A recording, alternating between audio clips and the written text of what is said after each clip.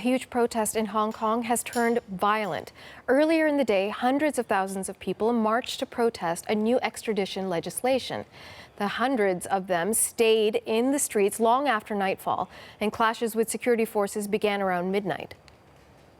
Now, these are still images of what's happening on the streets right now. The protesters tried to enter the city's parliament building, and the police used force to keep them out. The new legislation is very unpopular in Hong Kong because it would allow mainland China to extradite people from Hong Kong and put them on trial. Many of the people in the city do not trust Beijing's justice system. The CBC's Lindsay Duncombe is following the developments in Hong Kong from our Washington bureau. So, Lindsay, what's the latest on those clashes with the police?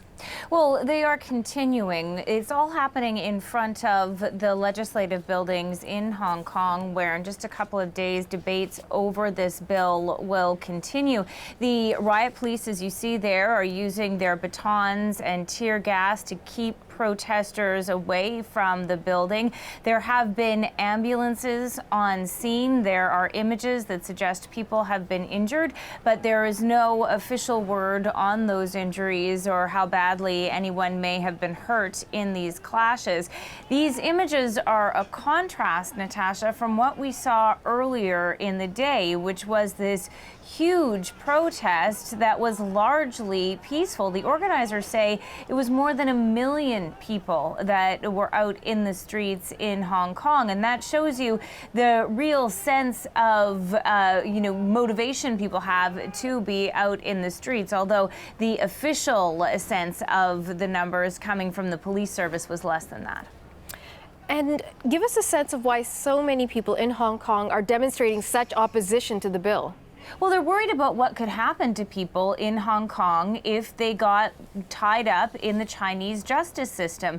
The concern is that this will become a tool for Beijing, that they could potentially charge someone on trumped-up charges and then have them shipped to China, where they would face the Chinese judicial system, which is rife with human rights abuses, and people would have concerns about a fair trial or humane treatment upon the conclusion of that trial. And when you consider that for many dissidents and journalists, Hong Kong is a base, there is real concern that what this is doing is giving Beijing a tool to be able to clamp down on those activities that it doesn't like.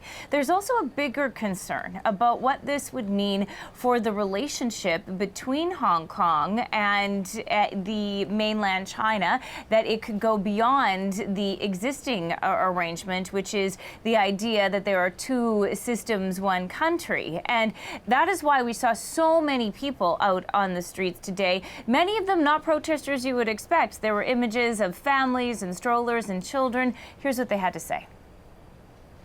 If China hates some people in Hong Kong, for example, the politicians, they may be sent to China because of this policy. The law in China and Hong Kong are so different, like they have different standards. So if they happen, then I can't imagine what happened to the political, the activists or whatever. They will just send back to China just for whatever reason. The Hong Kong government put out a statement today saying that it respects the rights of people to protest.